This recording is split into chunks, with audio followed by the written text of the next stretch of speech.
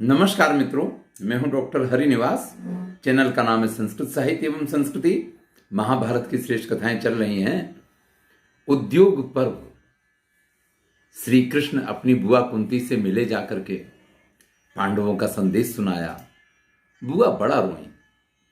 उन्होंने श्री कृष्ण से कहा कि मेरे पुत्रों के साथ बहुत अधर्म, बहुत अन्याय हुआ है, लेकिन अब उनसे कह देना कि वो समय आ गया है जिस समय के लिए एक माता वीर पुत्रों को जन्म देती है। संदेश स्पष्ट था।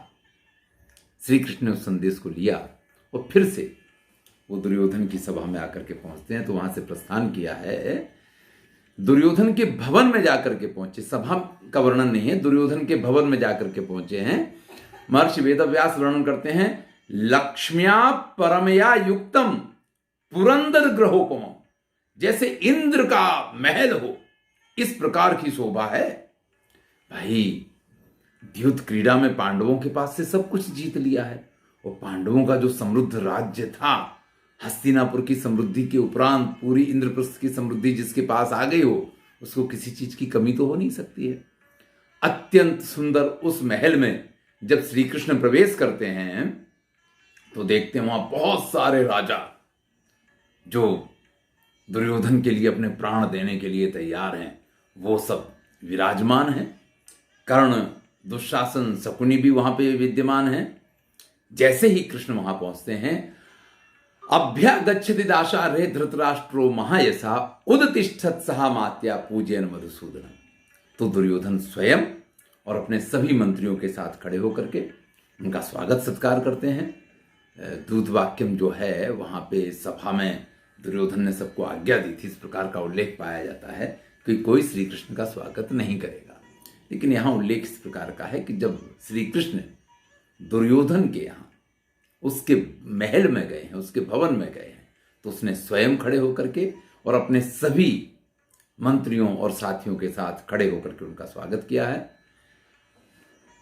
कृष्ण भी वहां सबसे यथोचित रूप से, क्योंकि जो जैसा राजा है उसके साथ उस प्रकार मान सम्मान से मिलना पड़ता है, सबके साथ मिलते हैं। और फिर सोने का बना हुआ एक पलंग है जिसके ऊपर, देखिए, बेडरूम में आए हैं, महल में आए हैं, किसी सभा में नहीं है कि सोफे पे बैठेंगे हैं। तो एक सुंदर सोने का बना हुआ पलंग है जिसके ऊपर श्री कृष्ण विराजमान होते हैं। मधुपर्क, जल वगैरह दे करके, जो एक परंपरा थी हमारे यहाँ, किसी के आने पर उसका स्वागत किया जाता है, उस प्रकार से दुर्योधन ने श्री कृष्ण का स्वागत किया है। और उस स्वागत को करने के बाद दुर्योधन श्री कृष्ण को भोजन के लिए आमंत्रण देता है। ततो दुर्योधनो राजा वार्ष्णेयम जयतांबरः निमंत्रयत भोजनेन नाभिनंदच्च केशव। लेकिन श्री कृष्ण तुरंत ही उसका अस्वीकार कर देते हैं कि भैया, हम आपके यहां भोजन नहीं कर सकते। अब देखिए, दुर्योधन ने तो बड़े मन से श्री कृष्ण को आमंत्रण दिया था, लेकिन जब श्री कृष्ण ने मना कर दिया तो दुर्योधन को स्वाभाविक है कि अपमान जैसा महसूस हो। तो वो श्री कृष्ण से पूछ रहा है, तो जब वो पूछने जाता है तो पहले तो उसकी भाषा में मृदुता होती है, लेकिन बाद में वही शब्द जो हैं शठ बन जाते हैं, कटु बन जाते हैं। और महर्षि वेदव्यास वो चूकते नहीं, तुरंत इस चीज का वर्णन करते हुए कहते हैं, मृदु पूर्वम शठोदरकम कर्णमाभाष्य कौरवा। जो पहले तो मीठे थे लेकिन बाद में कान में सुनने में कड़वे लगे, इस प्रकार की भाषा में दुर्योधन श्री कृष्ण से पूछना शुरू करता है। क्या कहता है? कस्माद अन्नानि पानानि वासांशी शयनानि चा त्वदर्थम उपनीतानि नाग्रहिस्त्वम जनार्दन। अरे श्री कृष्ण, ये बताओ तो सही, आपके लिए हमने जो तैयारियां करवाई हैं, अन्न, पान, भोजन, वस्त्र, शयन इत्यादि की, आप किसी चीज का स्वीकार क्यों नहीं कर रहे हैं? यानी आप ना तो हमारा आतिथ्य सत्कार स्वीकार कर रहे हैं, ना हमारा भोजन ही स्वीकार कर रहे हैं, ना हमारे यहां आपको रुकना ठीक लग रहा है। तो इन सब का कारण क्या है? तत्र कारण इच्छामि श्रोतुम चक्र गदाधरा। देखिए, आप दोनों पक्षों के साथी हैं, आपने हमारी भी अपनी सेना देकर के मदद की है, आप पांडवों के पक्ष में स्वयं विद्यमान हैं। जैसे आप उनके संबंधी हैं ऐसे हमारे भी संबंधी हैं। तो हमारे आपके बीच में वो सारे संबंध हैं जो संबंध आपके पांडवों के साथ हैं। तो जब आप पांडवों की हर बात का स्वीकार कर सकते हैं तो हमारे यहां अन्न भोजन पान इन सब का स्वीकार तो आप कर ही सकते हैं ना। और अगर नहीं कर रहे हैं तो आपको कारण बताना चाहिए कि क्या ऐसा कारण है कि जिसकी वजह से आप हमारे इस आतिथ्य और स्वागत सत्कार को ग्रहण नहीं कर रहे हैं। तब श्री कृष्ण कहते हैं, अरे भाई कृतार्था भुंजते दूता, आज मैं तुम्हारा संबंधी बन के नहीं आया हूं, आज तो मैं पांडवों की तरफ से दूत बन के आया हूं। और दूत का यह कर्तव्य है, कृतार्था भुंजते दूता पूजाम गृह्णन्ति चैव। जिस कार्य के लिए दूत आता है, जब उस कार्य को पूर्ण कर लेता है तभी वो भोजन पान वगैरह पूजा वगैरह ग्रहण कर सकता है, तभी इन चीजों का स्वीकार करने का उसको अधिकार होता है। अन्यथा उसको भोजन इत्यादि करने का इस प्रकार से अधिकार नहीं होता है।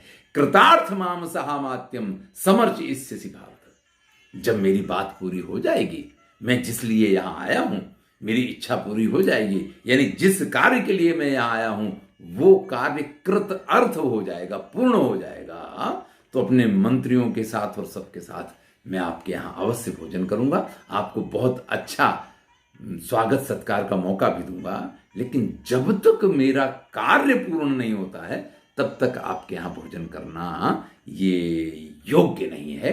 धर्म इस चीज का निषेध करता है। तब दुर्योधन कहता है, कृतार्थम वा कृतार्थम च त्वाम वयम मधुसूदन है यथा महे पूजयितुम दसार न च शक्नुमः। भाई कार्य होना ना होना एक ये अलग बात है। कार्य हो ना हो, मैं ये नहीं कह रहा हूं कि कार्य हो ही जाएगा, और ऐसा तो दुर्योधन कह ही नहीं सकता है क्योंकि उसको मालूम है कृष्ण किस लिए आए हैं। और अगर वो इस तरीके की बात कर दे तो कृष्ण भी भोजन कर लेंगे। तो कहता है कृतार्थम व अकृतार्थम। भाई कृतार्थ हो या ना हो, कार्य पूर्ण हो या ना भी हो, लेकिन फिर भी हे श्री कृष्ण, हम सब आपका स्वागत सत्कार करना चाहते हैं, हम आपकी पूजा करना चाहते हैं, हम बड़ा प्रयत्न कर रहे हैं कि किसी तरीके से हम आपको प्रसन्न कर पाए, लेकिन हमें सफलता नहीं मिल रही है। नच तत्कारणम विद्मो यस्मिन् नो मधुसूदन पूजाम कृताम प्रियमाणे नामंस्था पुरुषोत्तम। हमें वो कारण भी समझ में नहीं आ रहा है कि किस कारणवश हमारे इतने प्रेम, हमारे इतने आदर, हमारे इतने सत्कार, हमारे इतने सम्मान को आप कोई भाव ही नहीं दे रहे हैं। आप किसी भी चीज का स्वीकार नहीं कर रहे हैं। इसका क्या कारण है, उस कारण को भी मैं समझ नहीं पा रहा हूं। फिर दुर्योधन कहता, वैरम नो नास्ति भवता गोविंद न च विग्रह। हमारे आपके वीर में कोई बीच में कोई शत्रुता नहीं है, कोई विग्रह भी नहीं है, कोई लड़ाई भी नहीं है। सा भवान प्रसमीक्षेतन नेद्र संवक्त मरसी।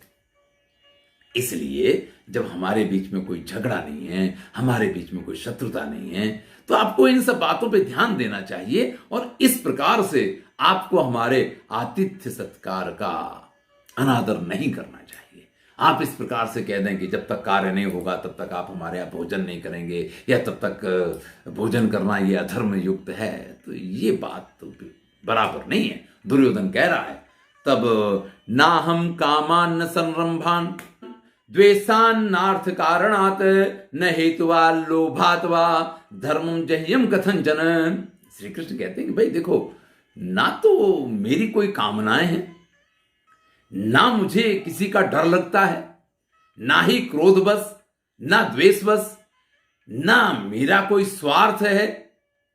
यानी कोई भी ऐसी चीज नहीं है, काम क्रोध लोभ मोह या अन्य कोई आयोजन आपने किया हो अन्य किसी बहाने से, मुझे मेरे धर्म में से हटाया नहीं जा सकता है। अर्थात मैं मेरे धर्म का परित्याग नहीं करूंगा, और मेरा धर्म इस समय बिल्कुल इस चीज की अनुमति नहीं देता है कि मैं आपके यहां भोजन करूं।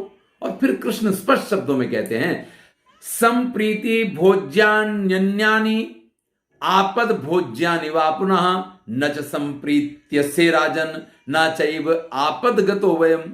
देखिए, भोजन के दो ही कारण होते हैं, या तो अत्यधिक प्रेम हो तो उस प्रेम के कारण आप किसी के यहां भोजन करते हैं, या आप किसी समस्या में पड़ गए हैं तो आपको किसी के यहां भोजन करना पड़ेगा, वरना व्यक्ति अपने घर पे भोजन करना पसंद करता है। किसी के घर जाके क्यों भोजन करेगा? या तो उसके प्रति उसकी अपार प्रीति होगी, बहुत प्रेम होगा, तो उस प्रेम से खिंच के गया भोजन करने जाएगा, और या फिर वो किसी समस्या में होगा, मुश्किल में होगा, इसलिए उसको किसी के यहां भोजन करना है। बाकी व्यक्ति अपने यहां भोजन करता है।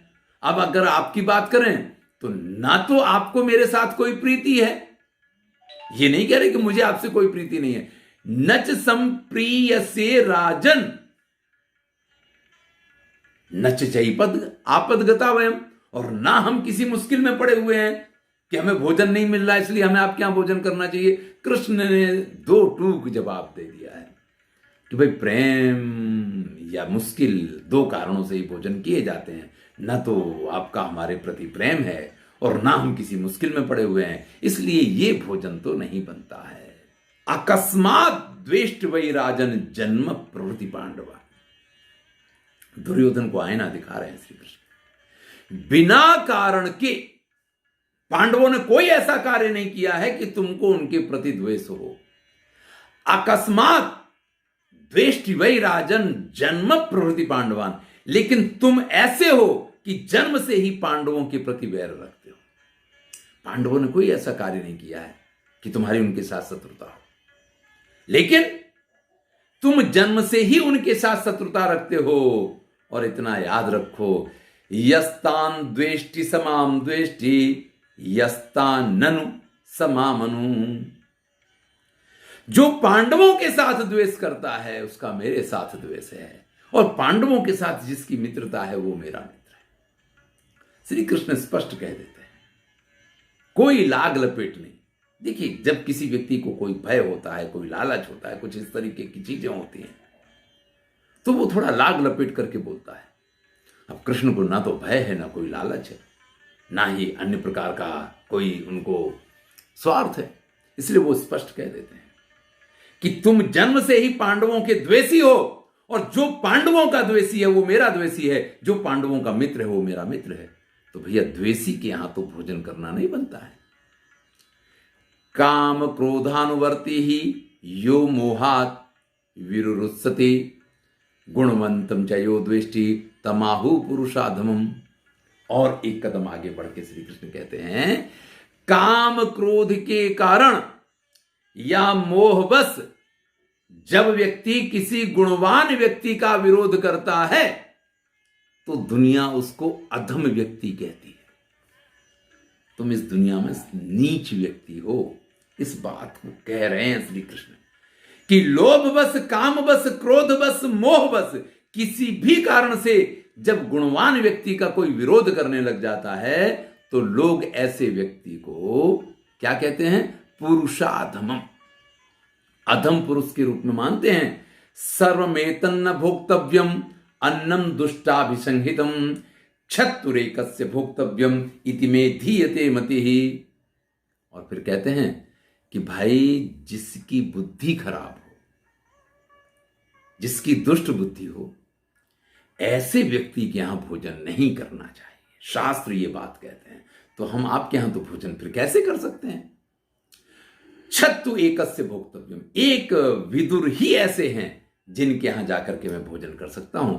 इसलिए आज रहना, सोना और भोजन इत्यादि जो कुछ होगा वो विदुर के यहां होगा। इतना कह करके निवेशाय ययौवेश में विदुरस्य महात्मना, महात्मा विदुर के घर के लिए श्री कृष्ण वहां से उठ के प्रस्थान कर देते हैं। और जिसमें ये सूचना उन्होंने दे दी है दुर्योधन को कि हम आपके यहाँ आए हैं, आपका जो खड़े होके आतिथ्य सत्कार करना है, मेल जोल जो करना है वो तो हो गया, लेकिन भोजन पान और शयन का संबंध आपके साथ संभव है। इसके लिए तो मैं महात्मा विदुर के यहाँ जाऊंगा। और इतना कहकर के वो विदुर के यहाँ आ गए हैं।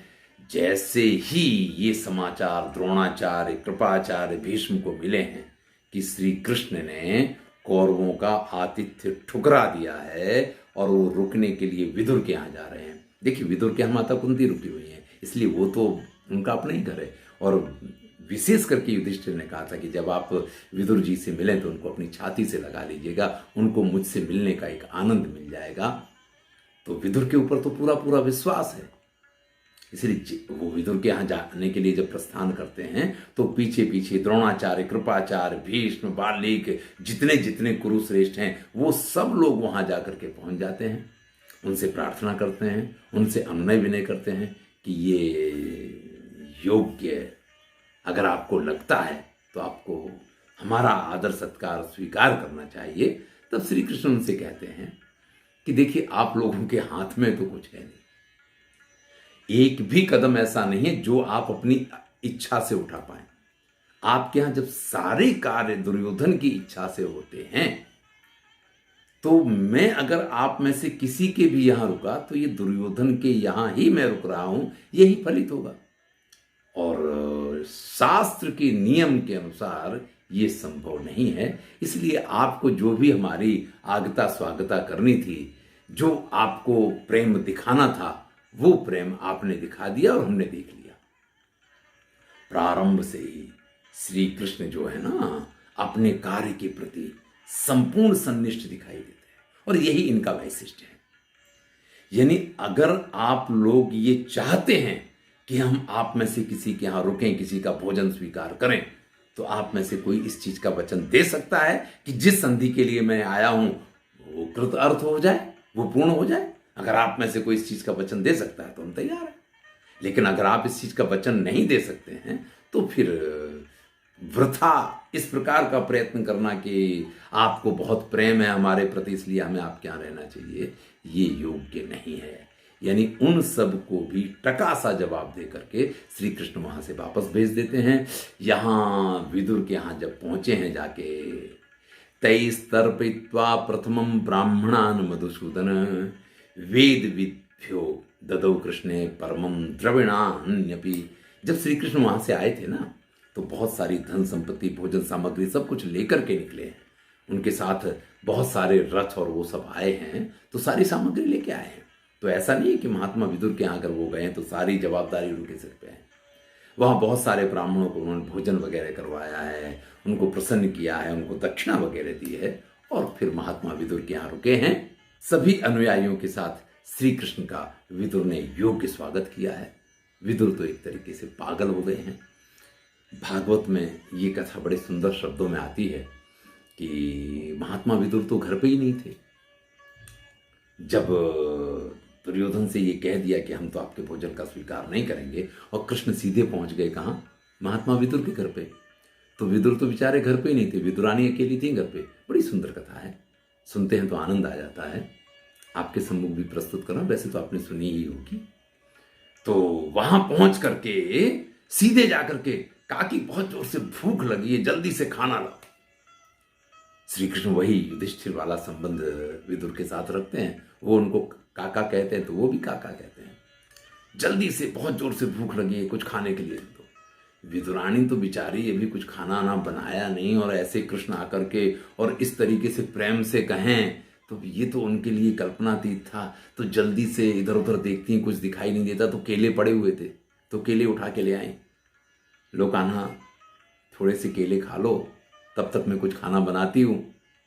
तो केले, अब एक माँ का हृदय होता तो छील के देती हैं, लेकिन इतना भी ध्यान नहीं रहा कि छीलती जाती हैं और छिक्कल कृष्ण को पकड़ा देती हैं और गूदा जो है वो नीचे फेंकती जाती हैं। अब केले की छिक्कल तो नहीं खाए जाते हैं, आपको मालूम है। इतने में विदुर आकर के पहुंच गए और विदुर कहते अरे पागल हो गई है क्या तू? ये नहीं मालूम पड़ रहा तू क्या खिला रही है? देख तो सही, जनार्दन को तू खिला क्या रही है? ये छिक्कल खिलाए जाते हैं, केला का गूदा खिलाया जाता है। तो कृष्ण कहते हैं अरे काका, कहाँ आपने आकर के सब मामला बिगाड़ दिया। ये प्रेम से दिए गए छिक्कलों में जो स्वाद था ना, वो अब इन खेलों में नहीं रह जाएगा। जहां पे भक्ति होती है, जहां प्रेम होता है, वहां ज्ञान का कोई काम नहीं होता है। जब तक हम इस चीज का ज्ञान बना रहे कि क्या अच्छा है क्या बुरा है, तब तक हमारी भक्ति जो है ना कहीं प्रेम से थोड़ी सी कमजोर पड़ जाती है। लेकिन महात्मा विदुर का और विदुरानी का प्रेम इतना है कि श्री कृष्ण सब कुछ छोड़ करके उनके यहाँ आ गए हैं। चलिए आगे की कथा अगले वीडियो में सुनेंगे। मैं हूं डॉक्टर हरिनिवास और चैनल का नाम है संस्कृत साहित्य एवं संस्कृति। महाभारत की श्रेष्ठ कथाएं चल रही हैं, आनंद लीजिए।